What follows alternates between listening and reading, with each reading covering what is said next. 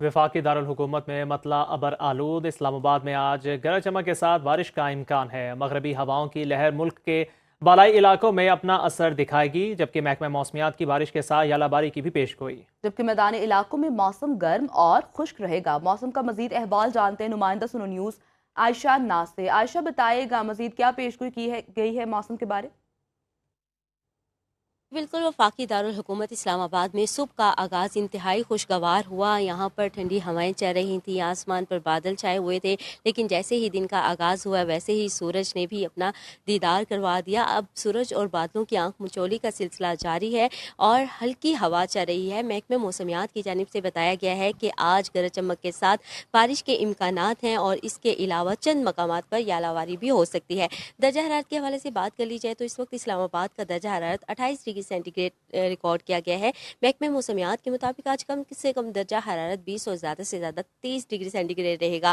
آپ کو بتاتے چلوں کہ گزشتہ ہفتے یہ درجہ حرارت 36 ڈگری سینٹی گریڈ تک پہنچ گیا تھا، لیکن اب چند دنوں سے یہ 30 اور 32 کے درمیانی ہے، مطلب اسلام آباد کا درجہ حرارت کافی حد تک گر چکا ہے۔ لیکن اگر ملک کے بالائی علاقوں کی بات کر لی جائے تو وہاں پر بھی بارش کے امکانات بتائے جا رہے ہیں۔ آزاد کشمیر، خیبر پختونخوا اور گلگت بلتستان کے بالائی علاقوں میں بھی گرج چمک کے ساتھ بارش کے امکانات ہیں۔ اس کے علاوہ اگر پنجاب، بلوچستان اور سندھ کی بات کر لی جائے تو وہاں کے میدانی علاقے گرم اور خشک رہیں گے، لیکن وہاں کے وسطی علاقے اور جو جنوبی علاقے ہیں وہاں پر بھی بارش کے امکانات بتائے جا رہے ہیں۔ لہٰذا یہ بارش کا سلسلہ جو ہے یہ کل تک یعنی 11 اپریل تک جاری رہے گا اور اس کے بعد پھر دوبارہ سے شہریوں کو گرمی کا سامنا کرنا پڑے گا۔ جی ٹھیک ہے، تفصیل آگاہ کرنے کے لیے آپ کا بہت شکریہ عائشہ۔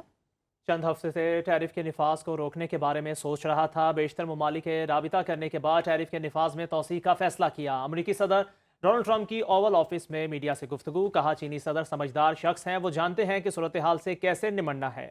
ٹک ٹاک سے متعلق ڈیل کے لیے ابھی بھی تیار ہیں، دیکھتے ہیں چین کیا کرتا ہے۔ امریکی صدر نے ٹیرف کے نفاذ میں 90 روز کی نرمی کا اعلان کرتے ہوئے چین پر ٹیرف 125% بڑھا دیا۔ ڈونلڈ ٹرمپ کی ایران کو جوہری معاہدے پر رضامند نہ ہونے پر فوج کے استعمال کی بھی دھمکی۔ امریکی صدر نے میڈیا سے گفتگو کے دوران نئے حکم ناموں پر بھی دستخط کیے۔ 90 روز کے لیے امریکی ٹیرف کی معطلی، گرتی ہوئی امریکی سٹاک مارکیٹ میں یکدم تیزی آ گئی۔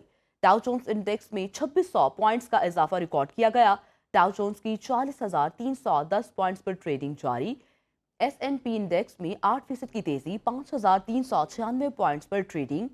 نسدق انڈیکس میں 1,500 سے زائد پوائنٹس کا اضافہ، 16,836 پوائنٹس پر ٹریڈنگ جاری ہے۔ آئل مارکیٹ میں بھی مندی تیزی میں بدل گئی۔ ایک بیرل خام تیل $3 مہنگا، $66 فی بیرل میں فروخت ہو رہا ہے۔ پاکستان بھی جوابی ٹیرف نہ لگانے والوں کی فہرست میں شامل۔ امریکی صدر ڈونلڈ ٹرمپ نے کہا ہے جن ممالک نے امریکہ پر جوابی ٹیرف عائد نہیں کیا ان پر ٹیکس 90 روز کے لیے معطل کر دیا گیا ہے۔ وزیر اعظم شہباز شریف نے امریکہ کے ساتھ ٹیرف کا معاملہ بات چیت سے حل کرنے کا اعلان کیا تھا۔ وزیر خزانہ محمد اورنگزیب کی سربراہی میں وفد اسی ماہ واشنگٹن جائے گا۔ وفد امریکی حکام سے ٹیرف معاملات پر بات چیت کرے گا۔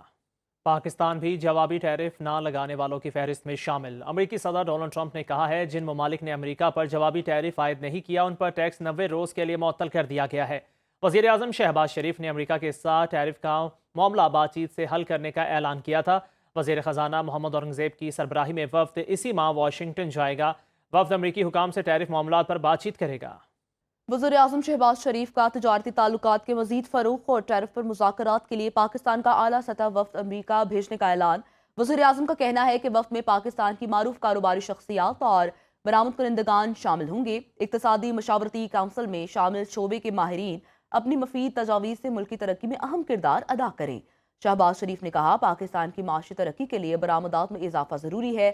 IMF کے ساتھ مذاکرات اور ان کو قائل کرنے کے بعد بجلی کی قیمتوں میں کمی کا صحرا معاشی ٹیم کو جاتا ہے۔ اسلام آباد سے شہریار خان کی رپورٹ دیکھیے۔